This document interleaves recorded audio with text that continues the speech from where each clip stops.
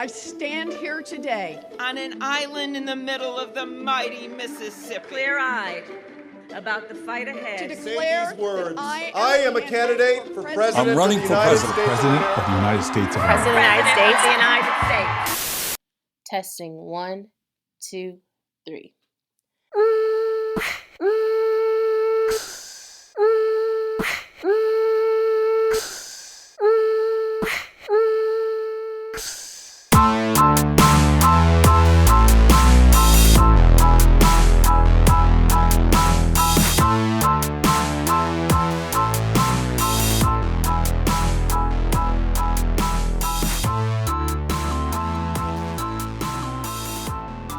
Hi everyone, and welcome to another Woke Wednesday. This podcast was created to shed light on different societal issues which have been at the forefront of public discourse through one of the most divisive times in American history. More so, it was created with the intent of allowing those who have often been neglected, shunned, or misunderstood to have a chance to share their experiences and thoughts. I hope that this dialogue encourages critical conversation and activism amongst all listeners, and I hope you'll tell all your friends about it and share it on your social platforms. For the next few weeks, we are going to begin a series that focuses specifically on the 2020 presidential candidates. Each episode will detail the candidate's personal and political life, all with the hope of helping to inform our listeners and beyond on each of the candidates. By promoting insight into each of these people, our hope is that each voter is able to make educated, well-informed decisions on who they'll cast their ballot for in the next presidential election. I also want to encourage you to seek out other outlets like mine to have a wider grasp on who these individuals are and what they bring to the table for you and your loved ones. Because we all know that everyone has implicit biases, myself included. Each episode will, of course, highlight our own personal thoughts concerning the candidates, what the country needs moving forward, and how this person could potentially impact our society holistically. Lastly, I want to point out to you that we've chosen to highlight each candidate in alphabetical order, instead of choosing who may or may not be a favorite of our own, in order to remain conscious of how our own implicit bias can affect how the episodes are previewed. We also want to point out that while every presidential candidate we're running has different noteworthy platforms, we're only covering candidates with a somewhat plausible chance of winning the candidacy. Moreover, we also recognize that there are a multitude of candidates running for the position, which makes it impossible to allocate an episode to every candidate there is. If there is any candidate that you all feel strongly about that we don't make it to, please let us know by engaging with us on Facebook and Instagram. We love hearing feedback from all of our listeners. And lastly, we are starting a special vlog series via social media to update our listeners on those current issue events that are most pertinent to you and to us. To be informed on when the vlogging will be posted, please follow along on Facebook or our Instagram at Have a Woke Wednesday.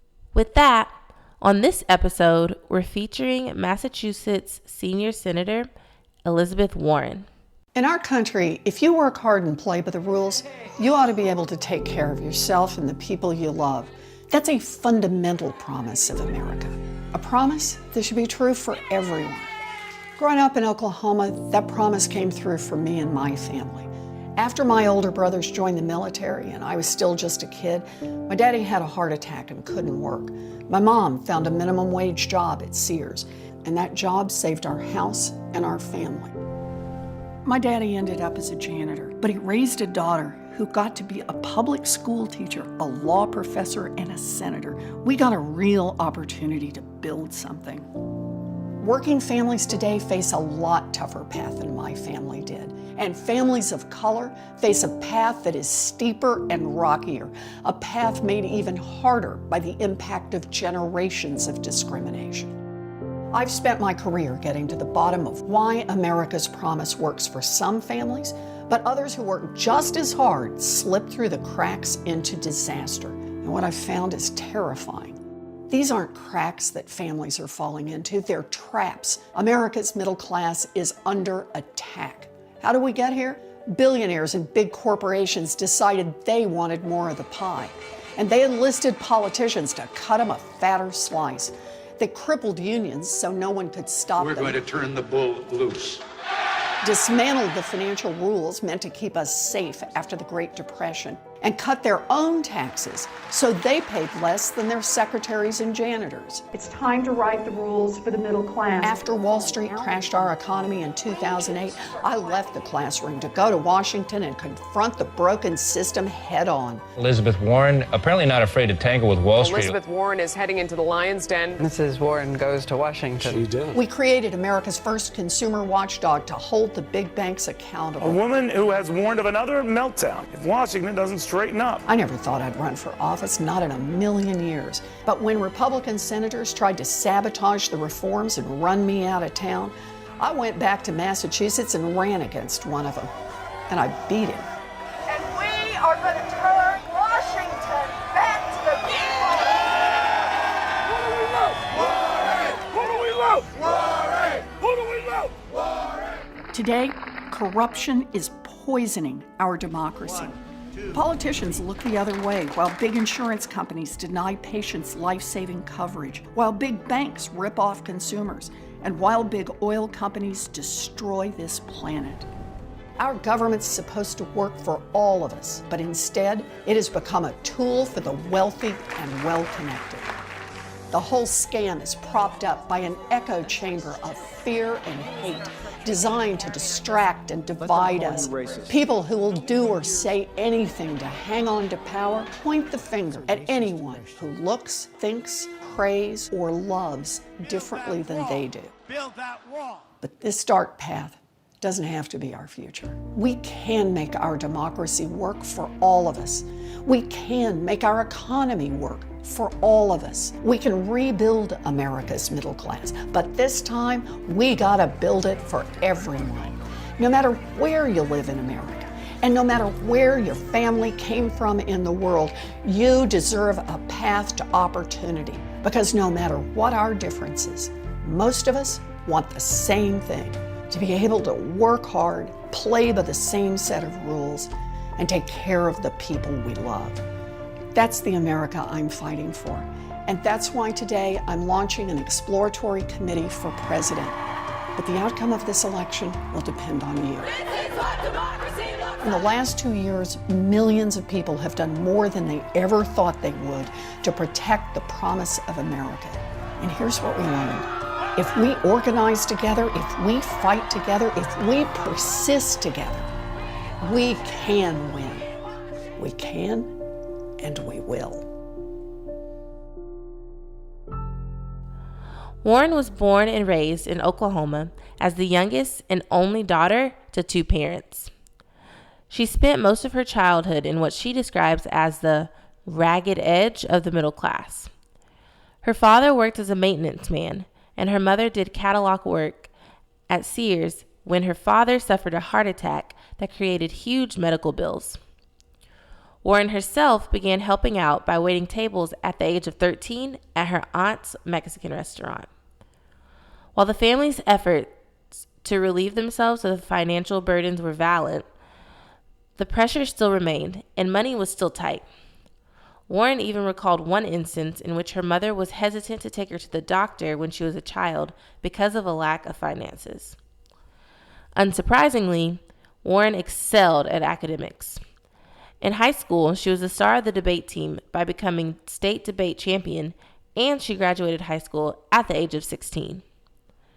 She was awarded a full debate scholarship to George Washington University.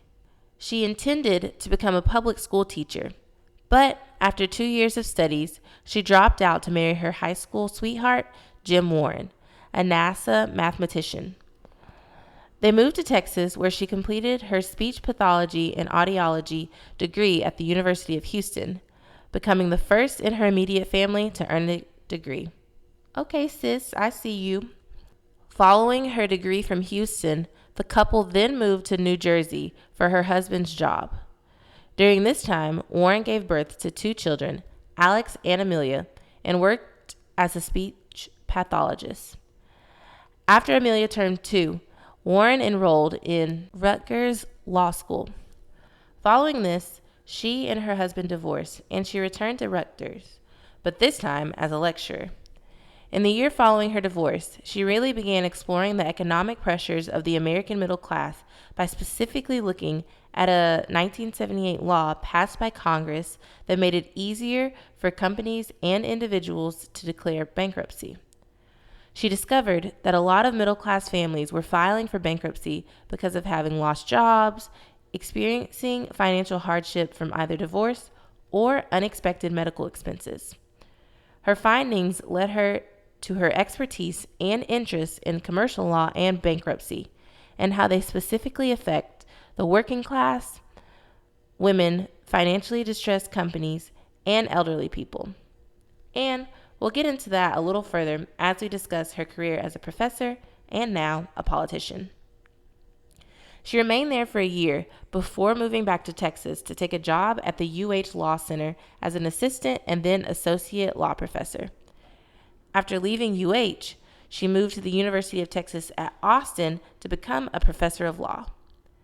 She stayed there for 4 years and slowly became a rising star in her field. From Texas, she switched to become a professor of law at the University of Pennsylvania School of Law in 1987. In 1990, she became the William A. Schneider Professor of Law. Interestingly enough, one thing that Warren doesn't always mention in regards to this particular time is her past as a Republican. A die-hard conservative, one of her friends told Politico, and surprisingly, sometimes anti-consumer. Warren actually wrote an influential paper on utilities regulation that basically ignored the consumer issues which she is now such a strong advocate for. She also didn't register as a Democrat until 1996, which is around her late 40s. Some point out that she isn't apt to talking about her progression because she doesn't want to look inconsistent to the voters. Her conservatism also didn't center around social issues like abortion or gay rights, according to her friends. But it focused mainly on economic policy, where, as we can see now, is the driving force behind her presidential campaign and her academic career. Warren herself states that her academic work at the time focused mostly on what was dominating the economic system, which was an emphasis on the efficiency of free markets and unrestrained businesses. She claims that while she didn't necessarily hold those strong conservative beliefs, but did acknowledge that she went through a profound change when she began transforming how she viewed public policy and was very disillusioned by the process. Another criticism of her comes from a report in 1986 that states she listed herself as American Indian on a registration card for the State Bar of Texas. A Washington Post reporter tweeted out the original copy of the registration card, and sure enough, Warren had filled it out and listed American Indian under the slot for race. Warren claims that as a young child, she had always been told by older family members that they had Native American ancestry. But this wasn't the first or second or even third time that she has been criticized for attempting to claim Native ancestry. In 2012, her ethnicity was also listed under Native American at the University of Pennsylvania. And while I've personally been an advocate for her and I actually got to meet her, I'd clearly be showing bias and ignorance by not addressing her careless and oblivious, literally to say the least, choices in claiming ancestry to a marginalized group despite having no documented ancestors of Cherokee descent and doing it in a sort of way that proves people wrong is disheartening and offensive to say the least. While this incident started in the 80s, it's trickled into the mid-2000s, which I'm sure you all have heard about and we'll discuss later. Going back to her professor days, after leaving UPenn, she taught for a year as a Robert Brocker visiting professor of commercial law at Harvard. She left Harvard, but then returned 3 years later as a full-time professor, making her the first in Harvard's history to be a tenured professor that had gotten a degree from an American public university. Along the way on her journey, she married Harvard legal scholar Bruce Mann, and they've been together ever since and have such a cute dog. Like I mentioned before, she became an expert in the fields of commercial and bankruptcy law and was quoted among her peers in the field as the best of the best. Because of it, in 1995, she was asked to advise the National Bankruptcy Review Commission. During this time, she testified against congressional efforts to limit consumers' efforts to file bankruptcy. Despite her advocacy, she lost, and the bill was passed in 2005. She also was the first academic member of the Federal Judicial Education Committee.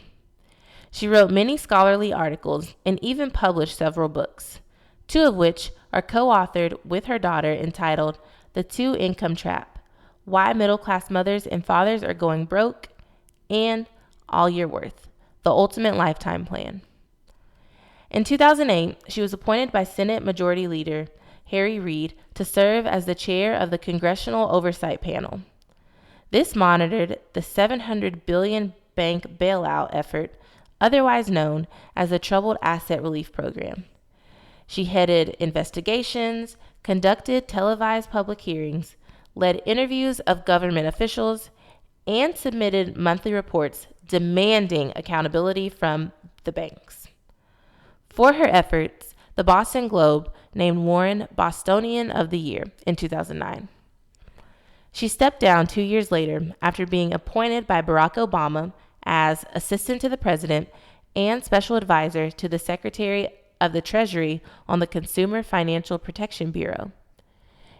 In her role, she helped design the Consumer Financial Protection Bureau as part of the Dodd-Frank financial reform legislation. The main goal of the Bureau was to police credit lenders and prevent consumers from unknowingly signing up for risky loans. Because of a large Republican opposition and some Democratic opposition, she was not chosen to head the agency and stepped down as a special advisor in 2011. Y'all, sis was booked and busy, period. She was doing so much. I'm over here very booked and busy while you bitches over here are still looking raggedy and not doing shit. Wow. After her time as advisor to Obama, Warren announced her candidacy for the U.S. Senate seat in Massachusetts, which put her up against Republican incumbent Scott Brown. During this time, a speech went viral of her appealing to populist supporters by arguing against the idea that taxing the wealthy is class warfare. During the race, her Republican opponent led her majority of the time. Yet, after she appeared at the National Democratic Convention, she gained national exposure and won more supporters and even some critics. There, she discussed the needs for economic and government reforms. Warren ended up winning the Senate seat to become the first woman ever elected to the Senate from Massachusetts. During her first term, she was assigned to the Senate Banking Committee, obviously. She introduced her first bill, the Bank on Student Loans Fairness Act, which proposed that students should receive the same interest rates on their federal loans as banks do on theirs. She also earned seats on the Committee on Health, Education, Labor and Pensions, and the Special Committee on Aging. Her memoir, A Fighting Chance, was published in 2014. Alongside John McCain, Maria Cantwell, and Agnes King, they introduced the 21st Century Glass-Steagall Act, a piece of legislation that was built on the Banking Act of 1993. The legislation was intended to reduce American taxpayers' risk of future financial crises. She made headlines again after questioning of Wells Fargo CEO John Stump, who was in the midst of one of the biggest financial scandals in history, in which Wells Fargo has opened more than 2 million bank and credit card accounts for customers that never asked for them. Y'all need to cut them off, period, because they were scamming. She continuously held him accountable in the hearing by asking him why he hadn't resigned, why he hasn't fired any of the senior executives, or why he hasn't given any of the money back that his company stole from people. Although he claimed that he was the one that was accountable for this. Her being able to question one of the most powerful bankers in the country so pointedly is another indicator of her ability to reveal the economic injustices that constantly happen in our country at the hands of the wealthy and powerful. And her questioning didn't just stop with him. After the 2016 presidential race and Trump was announced president, Warren questioned several cabinet members of Trump's administration in their confirmation hearings. She also criticized some of Trump's immediate policy implementations, such as the travel ban of people from predominantly Muslim countries and pulling troops from Syria and Afghanistan, because this should be done so in a well thought out, timely plan. She vehemently opposed the confirmation of Jeff Sessions as Attorney General and even read a letter from Coretta Scott King that stated that Sessions was too racist to be a federal judge during that time period. Because he was. Anyways, Republican leader Mitch McConnell kept interrupting her, claiming she was violating provisions of the Senate rules. So, Warren went in the hallway and read the letter out loud via Facebook video, and it was viewed more than 7 million times. Leading up to the 2016 presidential election, many speculated that she'd run for president, and she denied it multiple times. She took to the campaign trail with Clinton and endorsed her as a 2016 presidential candidate. Following Clinton's loss to Trump, Warren promised that she wouldn't let the bigoted policies of Trump win and announced a second term for Senate. She won in the 2018 midterm elections. Following this, she formed an exploratory committee to run for president and officially announced in February of this year. Now, in regards to her Native American ancestry that was started in the late 80s, it trickled out again after she released a DNA test that showed strong evidence that she had Native American ancestry going back 6 to 10 generations. After being challenged repeatedly by Trump and others to prove her lineage and being mocked and called Pocahontas by him, she revealed the test, which of course sparked outrage and disdain. I am not a tribal citizen. I had a good conversation last week with Chief Baker, who is chief of the Cherokee tribes, and I told Chief Baker that I am sorry that I extended confusion about tribal citizenship and tribal sovereignty and for harm caused. I am also sorry for not being more mindful of this decades ago. Tribes and only tribes determine tribal citizenship. I had a good conversation with Chief Baker. He was very gracious, and we continue to talk about issues and continue to work on issues that matter deeply to Indian country and continue to work on things that we both care a lot about. Nothing about my background ever had anything to do with any job I got in any place. It's been fully documented and there's no evidence. This was about 30 years ago, and I am not a tribal citizen. Tribes and only tribes determine citizenship. When I was growing up in Oklahoma, I learned about my family the same way most people do. My brothers and I learned from our mom and our dad and our brothers and our sisters, and those were our family stories.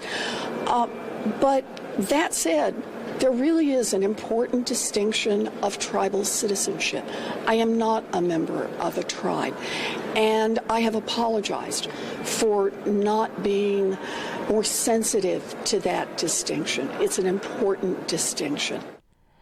The Cherokee Nation stated that genetics don't prove tribalship, and that using a DNA test to claim connection to any Cherokee Nation or any tribal nation is inappropriate and severely misguided, which I agree with.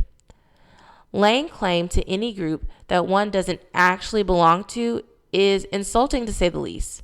And while Warren has repeatedly apologized for it and has not been proven guilty of claiming minority status in hopes of getting preferential treatment, which is what we should be given in the first place, but it was taken from it anyways, we're not going to go there. It goes without saying that she definitely should have known better by not only not releasing these results, but having the willingness to go so far, so constantly, to claim their heritage with no sufficient proof or even background knowledge. Now, as a 2020 Democratic nominee, Warren has taken to the campaign trails with her signature line, "I have a plan for that," coupled with her ability to be anecdotal and relatable, has truly pushed her ahead in the polls and in terms of fundraising.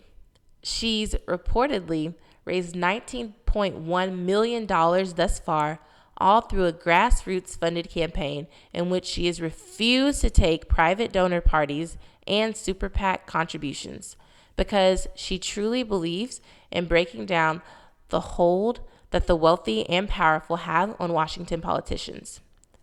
She also identifies herself as a Democratic capitalist, unlike Bernie Sanders, who identifies himself as a Democratic socialist, which a lot of people like to compare the two, which, yes, their policies are somewhat similar in a lot of regards, but they're two very different candidates, and honestly, women shouldn't be compared to men.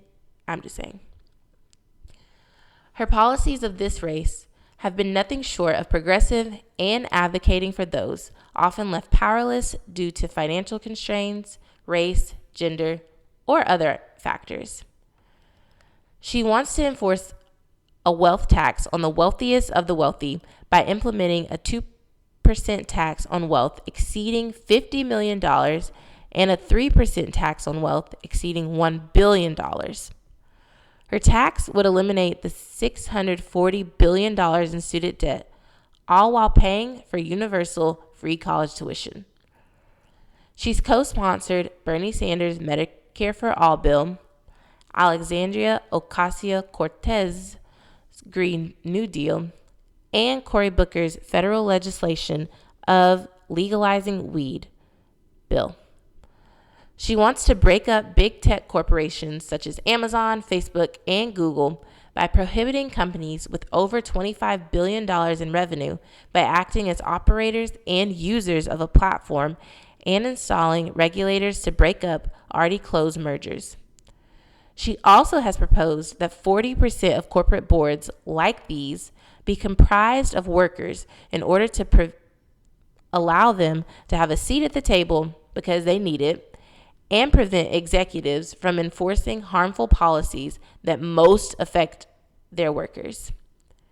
She supports abolishing the Electoral College, banning private prisons, protecting reproductive rights, and proposed a $100 billion plan to fund first responders, public health departments, and states for prevention and rehabilitation services in order to combat the opioid crisis. She also wants to require that the Pentagon reach net zero carbon emissions on non-combat bases by 2030, and has been actively in support of funding initiatives that aim to combat climate change because it's real. She's also been actively involved in the fight for minority rights in this race. She's promised investing $50 billion in HBCUs, providing universal child care, and her concrete plans in addressing housing discrimination and addressing the higher than average maternal mortality rate amongst Black women. These two particular plans wooed the crowd when she introduced them at the She the People Presidential Forum, which was the first forum ever for women of color. She wants to decriminalize unauthorized border crossings and has been heavily critical of the internment-like camps that are currently happening at the border that have been authorized by the Trump administration. While I ultimately have very strong feelings towards Warren and am so grateful for the opportunity not only to have attended her town hall, but to actually meet her, one thing that's truly stood out to me in regards to her is her willingness to talk to people and her relatability. I mean, y'all, she literally has stayed after every town hall until everyone has gotten a picture with her or the chance to talk to her, even if it's hours later. I think a few weeks ago, she had reported that she had taken her 35,000th selfie. What? I literally stayed in line for an hour and a half, and even after waiting that long, she was upbeat and so kind. Her policies have also struck me because they've centered around the most vulnerable in our country and ensures that human dignity and compassion will be the focal points in implementing and creating policies that benefit all and not just some.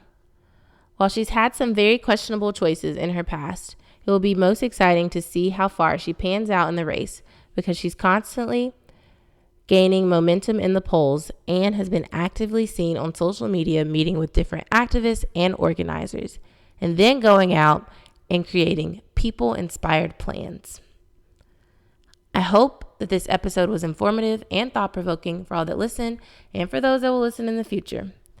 I hope that Warren's economic and social justice platforms encourages all voters to use their voice and select the candidate that is beneficial to all social classes and not just the ones at the top. I also hope that certain identifying factors that she has doesn't exclude her from people's decisions when deciding on who they'll select as our next president. Choosing the best person regardless of such things for our democracy is what we as voters should be doing. Remember, all of these opinions are my own, but they should be everyone else's. Have a woke Wednesday.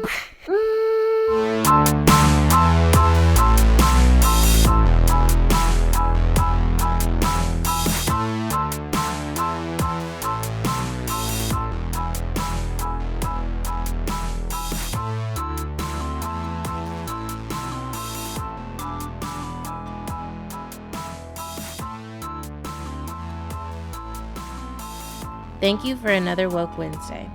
Transcripts of entire episodes will be available on the Woke Wednesday website. Episodes are written and produced by Hannah Mason and Trey Leonard of Lenico Entertainment. Episodes are hosted by Hannah Mason and edited by Trey Leonard. All graphics are designed by Anna French.